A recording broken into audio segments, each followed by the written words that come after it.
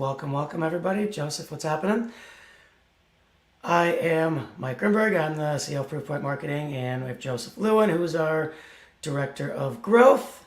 And yep, for those of you who've been following us for a while, we have renamed this entity yet again. This is, I suppose, the first installment of Relationship-Led Growth Live. Really briefly, why did we rename our live event again? Well, it's because we spent a lot of time building out the relationship-led growth framework, and we consistently are explaining it in our conversations. We have questions about it all the time. So we figured let's be a lot more open about it and specific and create this as a community, if you will, where people can come and ask questions, and where we're specifically going to talk about how to leverage relationships to drive growth in your organization.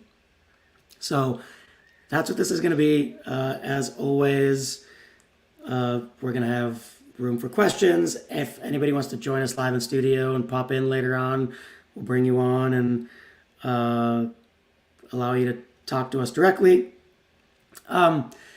So with that, let's jump in here. I guess before I do, if you're live on LinkedIn, I'm actually gonna pull up the chat here on LinkedIn on my phone. Pop a comment in the chat. Let us know who you are, where you're from, and that way we know you're here. In the meantime, let me get this chat going here. Yeah, and if we're talking and you think that it's just absolutely crazy to focus on relationships instead of revenue, then throw your comments in here and we'll address them live, and you could come on and talk about it. If you think that following typical lead generation cold outbound is a better approach, then love to chat with you about that later on. Joseph's jumping the gun here about relationships versus revenue, but that's good. So, we titled this "What is Relationship-Led Growth" in the first place. Again, there are a lot of blank growth things out there, but we've built this framework really based on both personal experience and things we've done for a number of our clients, where if you shift the focus to relationships instead of revenue, magic things happen, and growth happens and revenue happens. And really the way to think about what is relationship-led growth, it's a growth framework for consultative selling organizations. So anybody selling into the enterprise, anybody selling a complex service or product, this is for you, right? If you can, now, and again, we are well aware that there's no one size fits all, and it's usually multiple things, right? It's very possible to combine this with a product-led motion as well. So want to put that out there. But the core component here is, and Joseph already mentioned it, which is revenue, if you think about it, is an outcome of great relationships, right? Revenue is an outcome. It's not, it's the target, but it's the outcome of something. So if we think about it that way, and we focus on what drives the revenue, that allows us to do very different things and think about marketing and sales in a very different way.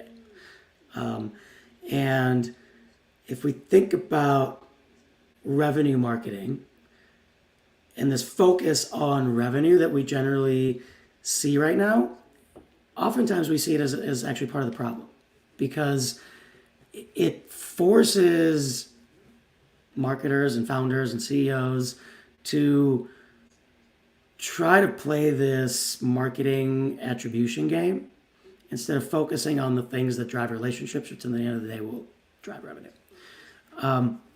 So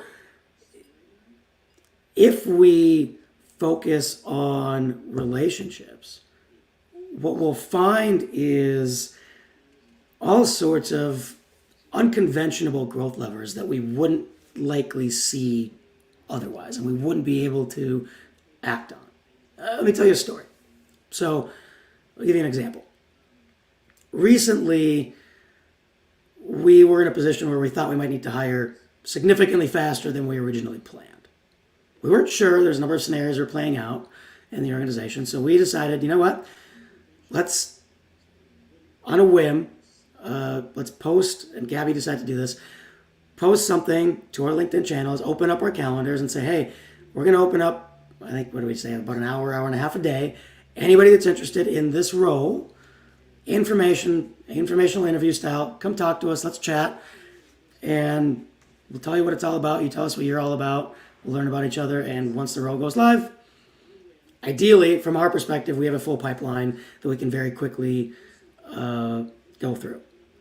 And if it doesn't materialize, we've built a lot of great relationships, and we're openly happy to help people land elsewhere, find them freelance work, whether for us or for others, etc. So that's what we did. It's a technically, if you think about it, it's a non-scalable thing per se, because we spend a lot of time. I mean, between the two of us, Gabby and I spend about an hour and a half per day for 2 weeks straight talking to people. We talk to 20 plus people for 30 minutes a pop, sometimes longer. Okay? Here's what came out of it. We had one person that reached out to us after the fact and said, hey, I should probably preface this. We ended up with a scenario where we're going to hire as we traditionally thought we would. So didn't end up hiring right away.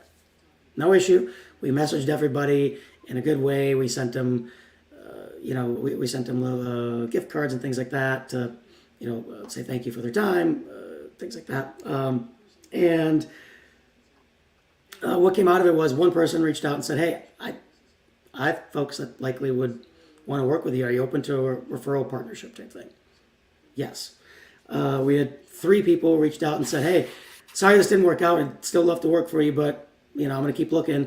If I land somewhere that makes sense, I'll definitely be reaching out to work with you guys. So that's business opportunities. We had pretty much everybody said, hey, would really still like to be in the running if I'm still looking at the time that this goes live. So now we still have a fairly full candidate pipeline. We're keeping in touch with all these people. This is all from something fairly unconventional. Now, why am I telling you the story? Well, here's what we're going to do. It's not live yet because I didn't get a chance to, but we're going to, on our careers page, literally we're going to put a link to my calendar, 30 minutes a day, 4 days a week, where somebody wants to have an informational conversation, they can just sign up. Now, the important part here is that when you do something like this, you actually have to be willing to add that value. We're not doing it strictly because we believe it's going to drive revenue. It hasn't done it yet, but we have a pretty strong belief that it could through relationship building. Okay? So thinking about it from a relationship perspective allows us to see this unconventional path to revenue that we likely would never have thought of otherwise. So there's a bunch of other stories that Joseph and I could tell you similar to this one. But the main thing here isn't to tell you about a whole bunch of tactics, but to really think about the through line here, which is relationships are at the core because they help you build affinity and trust. And that is probably the most important thing.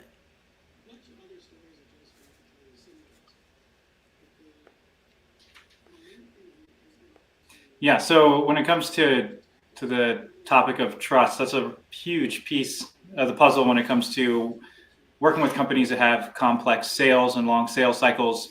If you're in the position of being the final decision maker on a $500,000 project, $1 million project, you're going to ask yourself some questions about the company that you're working with and the people that are involved. And a lot of those questions are going to come down to trust.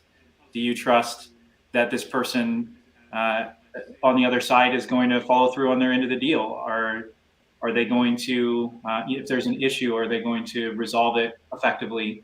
And even for companies that end up going the route of focusing more on price, they end up running into issues in the long run with people not being able to finish the job. So figuring out those answers to the questions around, man, do I really trust the person on the other side of the table?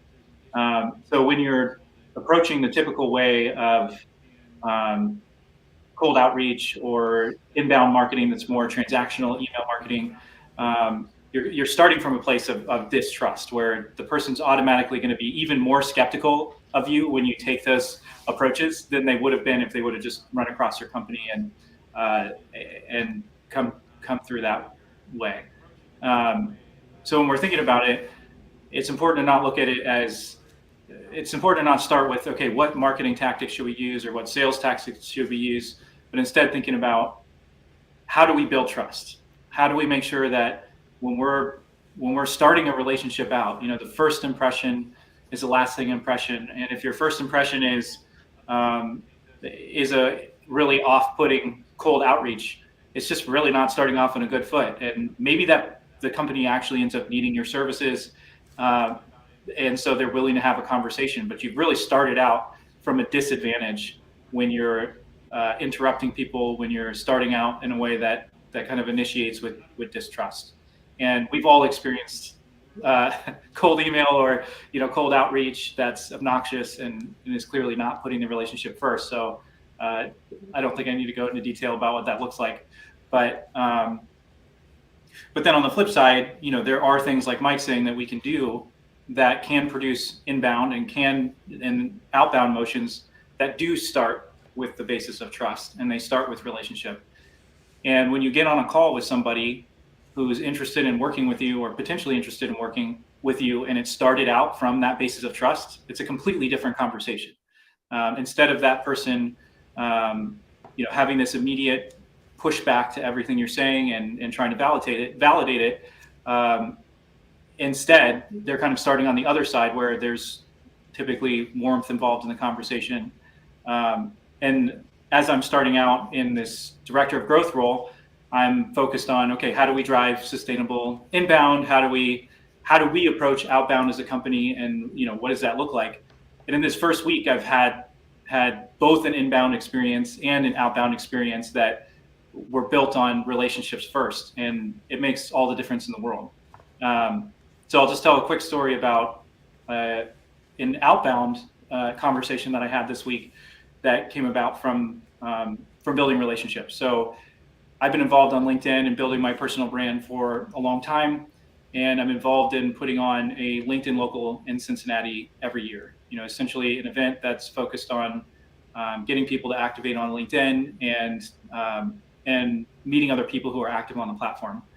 I've been on the panel previously, but this year I was sitting in the audience, and one of the panelists who I'm friends with called me out from the panel and said, hey, if you're looking to grow your business, you definitely need to talk to Joseph Lewin. He's creating great content. So I had this, essentially a referral from the stage for people to chat with me. And then during the Q&A, somebody raised their hand and said, hey, I'm looking to figure out how to align my sales team and get them to activate on LinkedIn. How do I do that? And the panel gave some answers on it, but it opened the door for me to go over to her. And because I'd already had that warm referral and I had helped put on the event, made it super easy for me to start a conversation with her. She already had a level of trust with me to start that conversation. And I have a call with her scheduled this week to start talking with her about how to align her team to activate on LinkedIn. And that's both something that we help with. And so from a perspective of, hey, this could be a potential client, but also I'm going into that conversation to add value and to help her learn how to do that more effectively. And I'm not going into that looking for how fast can I close a sale. I'm going into that looking to help her grow her team. And if it makes sense for that to move forward into a sales conversation, then awesome. And if it doesn't, then it's adding value, it's building relationship, and we're going to see that come back over time, building rapport and relationship with people in the market. Yeah, it's a great start. There's a question that just came in over LinkedIn. I think it's worth us taking a bit of a tangent on. So Dan asked, how would you distinguish this from permission marketing, or is it an outgrowth of that school of thinking? Dan, I love the question because Joseph brings up permission marketing quite often. And the reality is look, in any discipline, there's nothing that's completely new. Like, we're all building on top of core concepts that have always been there, right? So there's definitely components to this. I think what I would say the main difference is less of a kind of this linear permission marketing approach in terms of I'm going to give you a little and you're going to give me more permission. I'm going to give you a little bit more and you're going to give me more permission. It's really thinking more around this psychology of relationships. So we're not gonna have time to get into all the core concepts. Dan, I can send you something separate afterwards, and we'll be getting into some other into the nitty gritty, if you will, in future lives here on a weekly basis. But there are a number of accelerators that we think about, and the core one is referrals. So I'm going to tease a little bit what we're going to talk about next week here, which is there's a concept that we've been working on around that we're right now piloting the name of the referral flywheel, and there are a number of opportunities to leverage referrals to either accelerate a relationship or start a new one at a later point, if you will, in the journey. So things like that, and again, I think it's really a focus on relationships rather than permission. So there's definitely components of it. Like I think, in a relationship, it's got to be a two-way street, and there's got to be permission to go further, if you will. But there are also things that I think more traditional permission marketing wouldn't go into, like the story I told in the beginning. I guess you could say it's maybe an amalgamation of more traditional growth hacking, which I hate the term, but sort of that systems level thinking, and permission marketing. So I don't know if that answers your question, Dan. Feel free to, if you want, by the way, you can join us live. I should post the link here.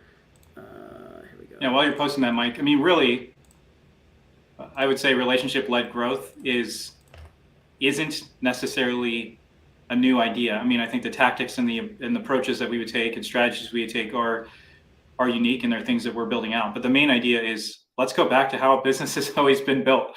Like before the internet, how did you grow your business? You grew it through relationships, and you met people. And most salespeople who are really good build based on relationships. But then when you start focusing on revenue and you make revenue your primary target, then you start prioritizing the wrong things, and they lead to short-term gain at the cost of the long term. Whereas if you can instead say, hey, we grew based on relationships. We've grown because I went to college with this guy, and then he ended up going over to this company, and then he brought me in over there, and then somebody from that company that we work with ended up going to another company, and then they made a recommendation, or and then from that company there was another guy who went somewhere else, and I reached out to him and built relationship because we'd worked together before. And that's how business has always grown. The problem with that is that it doesn't necessarily scale. So what we're talking about is, how do we take that same approach to building relationship, focusing on the relationship first, adding value, and then scale that up so that you could do it just at a larger scale than you could as a one-to-one salesperson. Yeah, it's actually, you bring up a really interesting point. So let me tell you one other story. A conversation that, I mean, I can't even count the number of times I've had virtually an identical conversation, which is, we get a client or a prospective client that's coming to us and saying, hey, we want to do, realistically, it's some variation of lead gen work. It might be SEO, it might be paid search, it might be paid social lead gen, ebooks, whatever. Okay, they have this idea that this is what they need to do to scale their business. My question almost always is, well, great, that sounds interesting. Where does the majority of your revenue currently come from? And 100% of the time, the answer is, well, it's mostly referrals. I'm like, great, what percentage? And between 70 and 90% of the folks I talk to, it's referrals, or some variation of referrals. It might be formal partnership programs. It might be informal referrals from clients and things like that. So then my question always is, well, okay, how do you envision doing paid search or SEO or doing gated ebooks or whatever it is that you came to me with? How do you think that's going to work if the majority of your business, like the vast majority, has traditionally been built through, what I would call, brute force networking and relationship building? And usually one or two things happens. Either I get a blank stare and they go, yeah, whatever, I don't care. Are you going to do paid search for me? Or, and the answer to that is no. Or they'll go, oh, that's interesting. I never thought about it that way. Yeah, that makes sense, right? All the time this happens. And the thing that people, I think, miss is that relationships are scalable. Referrals are scalable, much more scalable than people think. And we'll, again, I'm teasing it a little bit. Next week, we're going to spend probably the entire hour talking about scaling referrals. But we don't have the time for that today. There are, again, just like the story that I told in the beginning, there are things that you can find that you can systematize and create a process around that allow you to build relationships at scale and draw and scale a referral channel. And I'm not just talking about a formal like referral or partnership program, although that can and should very much be a piece of that. So, in the grand scheme of things, what a lot of these traditional inbound and outbound methods miss is they miss how people traditionally build relationships. Okay, so what do I mean by that? Step one in every relationship, and I'm going to urge you to think about your best personal relationship that you have. Likely it's your spouse if you've got one. Okay. There's something that got you excited about that person in the beginning. And then at every single step, as you were taking the next step in your relationship, something got you excited. That's always step one. Those of you that followed us, you've heard this analogy before. At some point, there's going to be skepticism. They're going to be unsure about you. You have to be able to get over that skepticism. At some point, they're going to question you, not to you, but to their friends and acquaintances and peers, etc. You need to be able to help them get over that questioning. Okay? And that's what gets you to the next step. Not the sale, not the marriage, not any of that kind of stuff, but the next step. That's how relationships are built. The traditional methods completely ignore all that. And, Dan asked about permission marketing. I'm going to pull up that question actually one more time because I do think it's an interesting and important one. That's sort of the elements of permission marketing are in this. Like you have to take incremental steps in building a relationship. It doesn't happen like this. Like, quote unquote, love at first sight is never actually love at first sight. There's still there's still steps that you take, and there's still that questioning and the skepticism still happens. Now, it might happen after the marriage in that case, but that's an important thing to remember, right? Because what happens in a lot of these traditional instances, you'll get the sale, and a month later, you're getting a lot of skepticism and a lot of questioning. You have an unhappy client or customer. They felt like you oversold them. They felt like, your platform maybe doesn't deliver as fast as you said it would. All sorts of stuff. Because you skipped a whole bunch of steps. You can fix all that in your marketing and in your sales process. But you have to be thinking about the relationship first. And it's really when we're talking about growth and saying, hey, let's step back and say, we need to grow our business. We need to scale the business, whatever size it is. I mean, if you're $1 million a year business or a $10 million or $100 million a year business or more, a lot of times people say, okay, we need to grow our business. What sales strategies do we need to take? What marketing tactics? How do we do that? And what we're saying is, okay, let's take a step back and say, okay, going back, what's the element that we really need to build with our customers to grow? We need trust. And that trust is important, not just in the sales process. Like if you have a really, I don't want to say good salesperson because it depends on your definition of good, but somebody who's really good at closing deals, they might be able to close a ton of business for your company without building that level of trust. And it's going to spike revenue. So that's where, if you're looking at revenue, this is where you run into trouble. Spikes revenue, and then that revenue leads to deals that your team can't fulfill. You've overpromised. Now you're having to backtrack. You're having to change things after the fact. And because you didn't focus on that layer of trust, yes, you sold stuff, you grew revenue, but you're not going to grow your business that way. You're not going to sustainably grow something that you actually end up being profitable on, and you're going to retain employees, because having been on the delivery side in multiple different types of businesses, when you have to fulfill something that a salesperson sold without building trust, it is miserable, and it's not the kind of place you want to work. So then we have to step back and say, okay, to grow, we have to build trust. To build trust, it needs to be built on a foundation of relationships. And then that's a filter that we look through. And I think this is really kind of the crux of what makes it relationship-led growth. We're saying we need to build relationships. So does this marketing strategy, does this sales strategy help us build relationships and help us build rapport? Or does it just help us get in front of people? Does it just get attention? Does it help us close deals faster? Those aren't the right questions. It's, does it build relationships that lead to trust? And if the answer is yes, that's a viable strategy to pursue. And if the answer is no, it's really easy just to say, even whether it helps us increase revenue or not, it doesn't build trust. It's not going to help us build relationships. So it's ultimately not a good sustainable growth strategy. I put myself on mute there. 100%, and you're 100% right, Joseph. The question you have to ask is different. Part of the way you'd measure relationship strength is it helping us close deals faster? It will, inevitably. So that's a way that you would measure the strength of the relationships you're building. So that gets us into a measurement conversation. But the point that you're making is relationships are at the center, and they should be.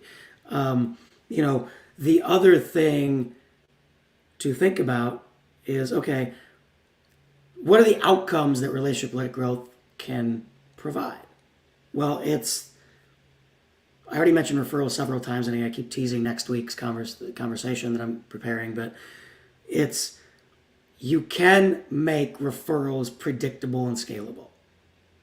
That's probably one of the most important things. It's going to decrease cost to acquire.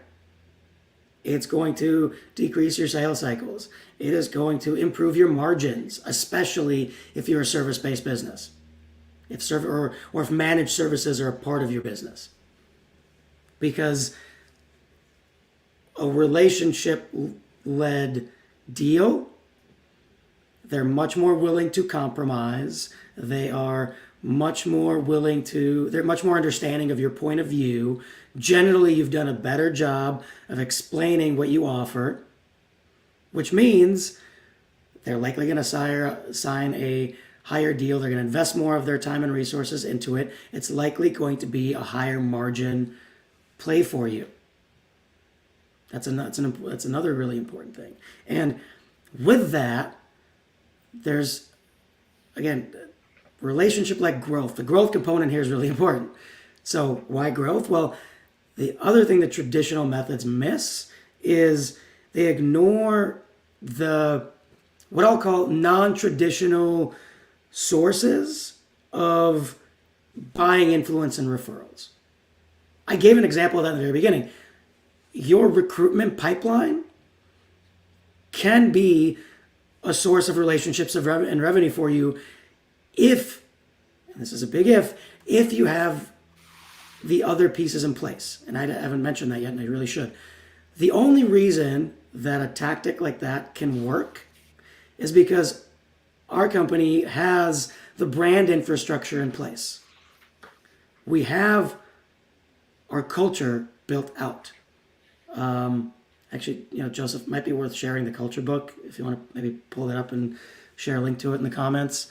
That's just an example of it, but we've built the culture both internally to our team and externally for people to not just come here because we are a people first organization, but what people first means from a work that we do, because we focus on relationships. I mean, this, the comments I'm seeing here are proof of that there are people that believe in what we're talking about, right? So the folks that want to come work for us will come here and will want to evangelize that, whether they end up working here or not. And that creates an opportunity for them to make a referral at some point, either formally or informally. Okay? Well, Mike, I'll say this just because it's easier for me to say it as not being the CEO. But when we're talking about culture, people first culture, yes, that's internally, and we really do live that out. And I've experienced that multiple times myself. But it also comes down to the way that we treat clients, and something that Mike and Gabby really spearhead and that they encourage is when we have a customer that, for whatever reason, it's not a good fit anymore, and we're offboarding them as a client.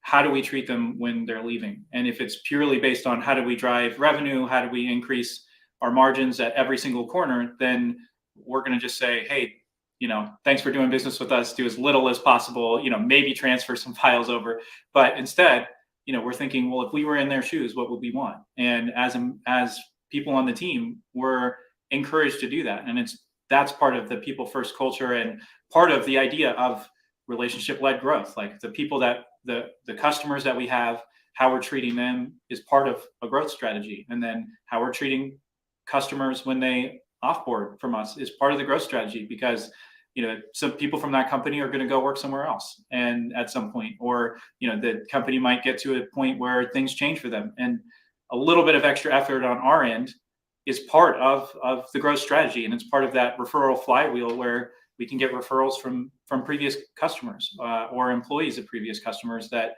otherwise would have been like, I'm never working with those guys again.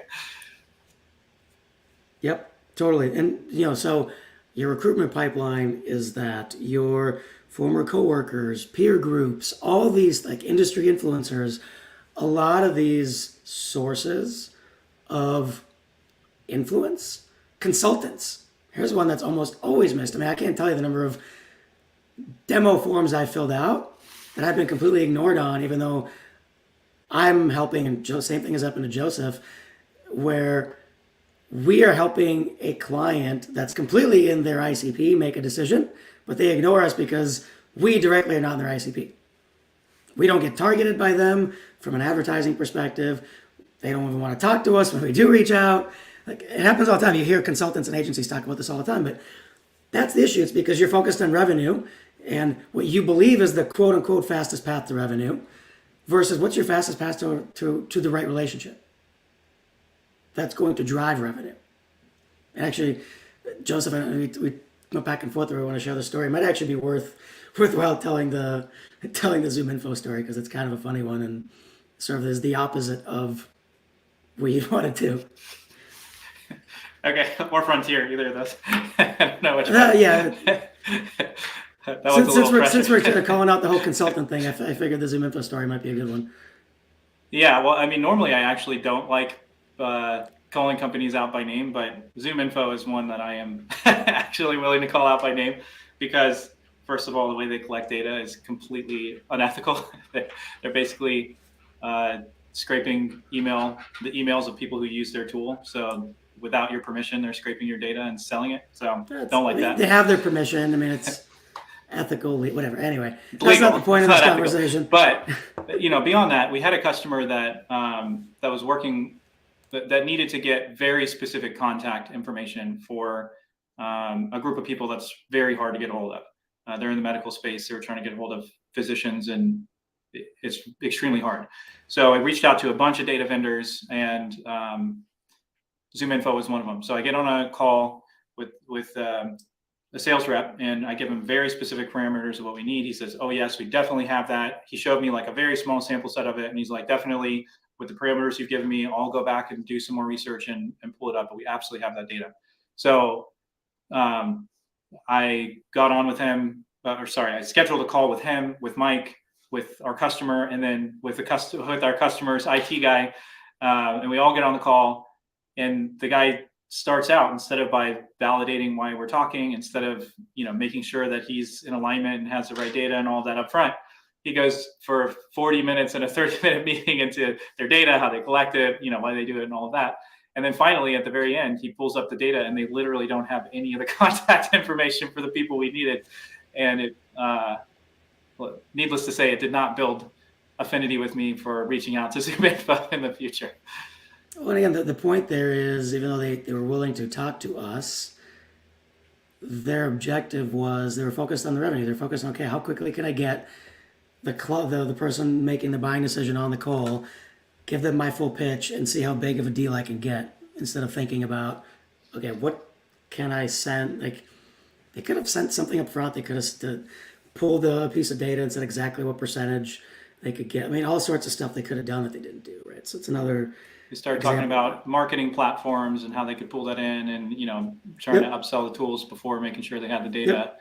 And the other piece of it is, their follow up afterward was obnoxious. It's the typical like, hey, just following up, want to make sure that we can get this done for you, whatever, without asking any questions that would reveal what was actually going on. And just again, not focus more on their quarter. I mean, I guess the tell of whether your relationship focused is how your sales team acts when they're getting towards the end of the quarter.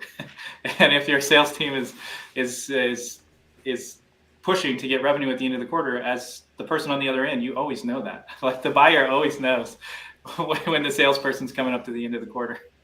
Anyway. Totally agree with that comment. LinkedIn user. I have no idea who posted this, so if you want to give us your name, let us know. So I was talking about culture. The other thing to mention is, and they're very much interrelated. So when we talk about, category design or category creation, culture and the narrative have to go hand in hand. And the only way, again, going back to the original story and really any other thing we talk about in terms of how do you scale relationship building, the only way these tactics work is if you have that culture and you have a clear narrative that people actually believe in and find valuable in place already, which means the messaging is clear, right? So again, relationship-led growth, right? That's part of our messaging. Revenue is an outcome of great relationships is another. Oh, weird, Chris. I don't know why I didn't do that. Anyway, good comment. I just lost my train of thought. Revenue is an outcome of great relationships. That's a part of our messaging. A bunch of other things in there. So when people are talking to us, whether it's people coming to work, coming and wanting to interview and work for us, whether it's prospective clients, whether it's people we're having on our podcast, whatever it is, very likely they've already seen it. If they haven't seen it, we're inevitably going to end up talking about it in one way, shape, or form, and they're going to hear it, and then it's going to hopefully resonate. Again, if it doesn't resonate, it doesn't resonate. But those pieces have to be in place for you to be able to do, kind of that play that I mentioned in the beginning, or what Joseph mentioned, and any other things. Again, we're going to go through a whole number of, I think, examples next week. And I want to bring this point home, and I think it's really important, is everybody always wants the tactical information. What can I do today to make this work for me? And I always want to be sure we give that, but there has to be context for a couple reasons. One is what works for us may not work for you. What worked for one of our clients may not work for you. Also, the more, this is with any tactic, there's an inverse relationship between the number of people and companies that are using said tactic to how effective it is, right? People start to catch on. And that's not to say that any of these tactics are duplicitous in nature or fake, but as more people use them, a certain percentage of them become fake, which makes people more and more leery of them or weary of them, and they become less and less effective, right? I mean, there's a reason why cold outbound mostly is not effective anymore, because a lot of really poor cold outbound has ruined it for everybody else that does it the right way. And ruined it for anybody who wants to answer their cell phone ever again. Exactly, right? Like, anyway, so you all know these things, but I really want to call that out. Yeah, Mike, one last point, and we'll dive into this kind of stuff in future episodes and when we're getting more tactical, but you brought up the example of SEO and how, that comes up in conversations around, do you guys do SEO? And I come from a content marketing background in previous roles. All I did was write articles for SEO. So I'm certainly not against it. And there's definitely value in the long run in building out, articles and doing that. But I think if you think about it, when people go to search, or when you go to search, for a new product, typically you're going to search when you don't already have a relationship that you can go to that has knowledge about it. If you know somebody who you think knows the solution or knows somebody who knows the solution, I guarantee you're going to go to them first. And pretty much every time I talk to somebody and have a conversation about how they made a purchase, they only go to Google when they just don't have any other option, and they start Googling, who can I work with in this area? So that's an example of companies not building a relationship first. Whereas if you are building relationships with all of the influential people in somebody's sphere, when they have this question, they're going to post it on LinkedIn, or they'll post it in a Facebook group, or they'll ask it to their peers. And if somebody mentions you, they're going to come to you first before they search on Google. So I would see SEO and those pieces as more of an outcome of content that you're creating in a long-term play, whereas focusing on the relationship first gets you in front of people when they're actually interested in dealing with it before they go do all of the research on their own. Oh, you're muted, Mike. Keep trying to keep it quiet for everybody because I like to move around a lot. Plus, I messed up my back, so I'm moving around a lot for that. Anyway, nobody cares about that. The piece of homework, I guess, I'd love to offer up for everybody that really wants to try to do this is ask yourself whether the organization you're with is set up to focus on relationships. If not, you got some work to do.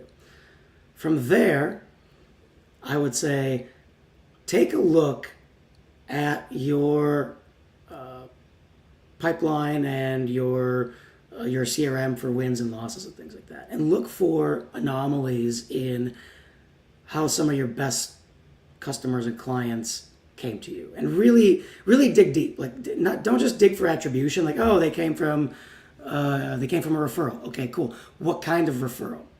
Why did they refer you, right? So you're gonna have to do some digging. Why did they make the referral?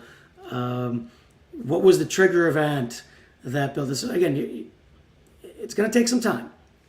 Look for these anomalies and see what you can test, meaning how can you find some of these other people? And it doesn't matter whether it's scalable. It's apply systems thinking to these anomalies and how relationships are built. Right? So a lot of the tactics that you'll end up with are going to be some of the same tactics that everybody talks about, everybody does. It's going to be live events, it's going to be podcasts, it's going to be some performance marketing, it's going to be some SEO. Like the channels and the tactics are going to look like they're exactly the same as everybody else's. There's going to be some out of the ordinary things like the example that I gave, for example. But even that can be scaled through some of these other channels, right? Like you could, in theory, run an ad that says, hey, if anybody wants to have an informational interview about Proofpoint, come talk to me. Here's my calendar link. Right? I could run a very small ad campaign on that if I wanted to. Very well might, by the way. But look for that kind of MVP type approach and test it, right? So do a test like, okay, well, if it's lots of people seem to be coming to us asking this question, can I run a set of live events and invite some experts to talk about these questions and then offer up something to help for attendees or whatever, right? There's a tactical example for you. And then how do you then scale that? Who can you get involved in your organization to run more events like that? What can you do from a post-production perspective? Like, again, one step at a time and apply systems thinking. So that's my homework to everybody if you're interested in doing some homework. There's something, I want to pull up a comment here. Dennis, you posted a little earlier that, doing this will also help with first-party data versus the third-party data where you're not going to have cookies. 100%, right? This is why we're very big believers in owned media and owned media, really. Whether that be podcasts, whether it be events, really any kind of content-based experience that you own, because you get that first-party data. You can understand first-party intent rather than relying on a Sixth Sense or something. And no, not knocking Sixth Sense or any other ABM vendors and intent platforms out there. I think there are definite use cases for them. And anyway, not saying don't use them, but the problem you're going to run into is some of those intent signals are the exact same ones that everybody else is getting. Versus if you have your own, you can be ahead of it, right? So there's all that too. So the time lag in when you know somebody's in market to when you can actually get in front of them to when they sign the deal is so large that time lag is a major risk factor. So the more you can address time lag, the better off you're going to be. And getting first party intent is going to be one of the best ways you can do that. All right. With that, we got about roughly 10 minutes left here. Whoops, that's not what I wanted to pull up. Hit the wrong thing. Join us live. So, Dan, you asked a good question. If you want to chat more about it, or if anything else sparked interest, Dennis, I know if you want to talk about intent data and things like that, happy to chat more. If anybody's got the other thing I'll throw out there is if you have an unconventional relationship building, I hate to use the word hack, but like if you've got something that's unconventional that you've leveraged to use relationships, you want to come share and share with the class, if you will. Love to bring you on. Let's chat about it. Yeah, Mike, I think this is pretty. As we're waiting, and yeah, we'd love to chat with you. So jump on the link. It's in the comments on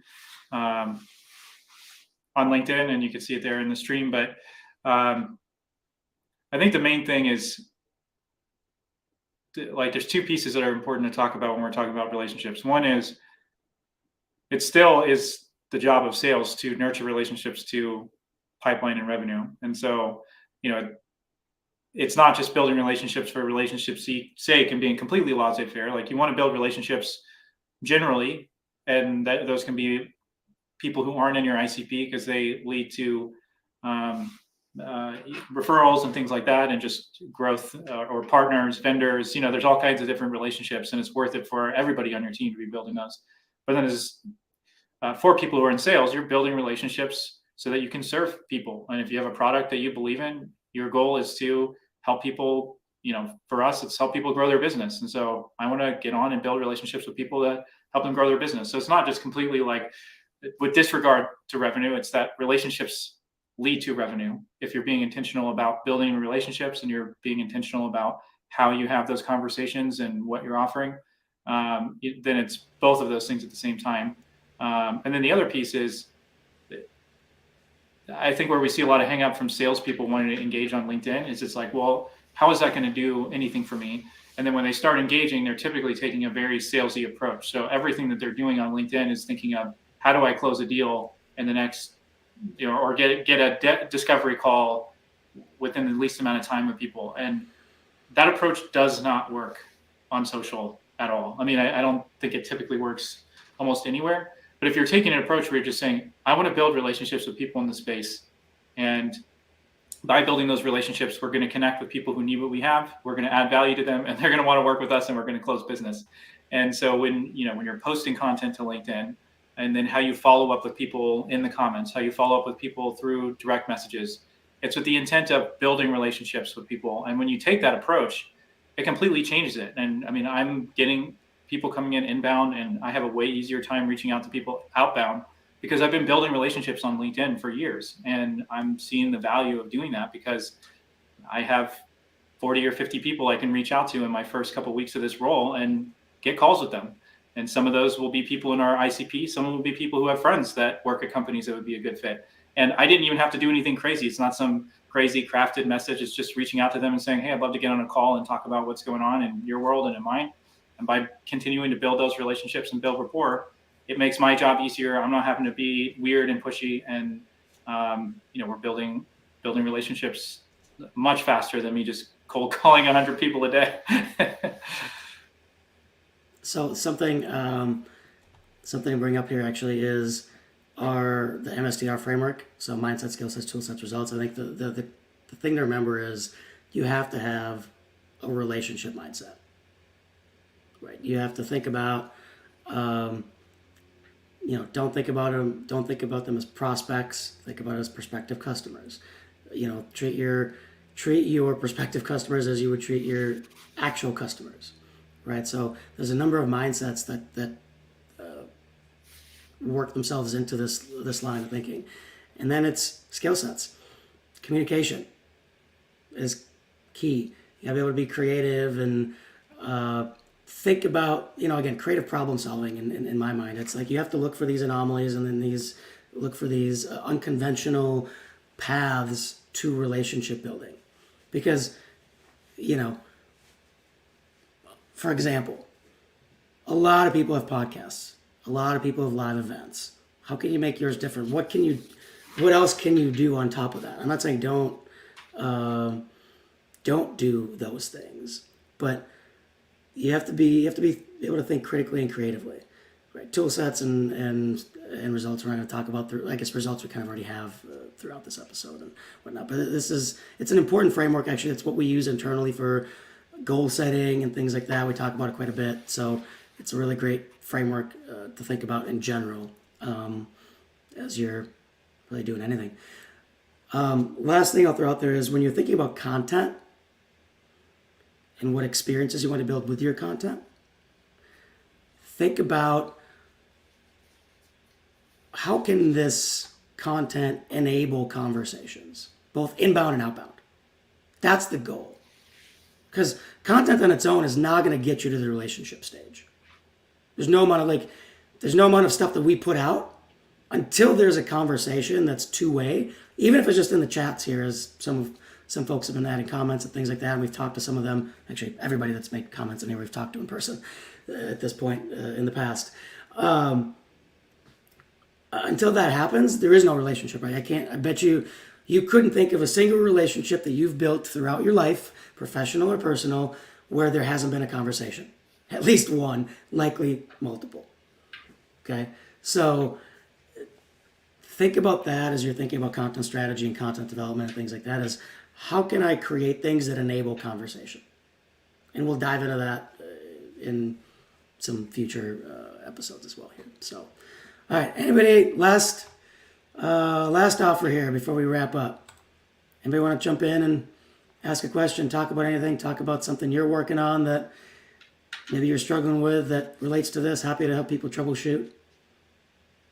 Yeah, and Mike, on the note of things that are non-scalable and opening up your calendar and starting conversations, if there's anybody that wants to have a one-on-one conversation about strategies that you're working on or how you can implement this at your company, I love talking about marketing and talking shop, and I'm more than happy to take a look at what you're doing and give you some pointers or talk through our process and take a look at what you're doing. See if there's a way that we can kickstart some of this stuff for you in your current workflow.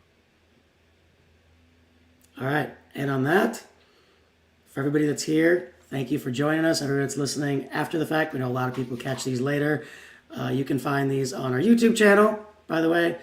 We post them we'll post like clips and things like that to LinkedIn. Full episodes are on the YouTube channel. Subscribe. Feel free to listen. All our past episode repository is there. Lots of good stuff there. And I will see you all next week. Joseph's on vacation, so hopefully you all are okay sticking with me for an hour next week. All right. Thanks everybody.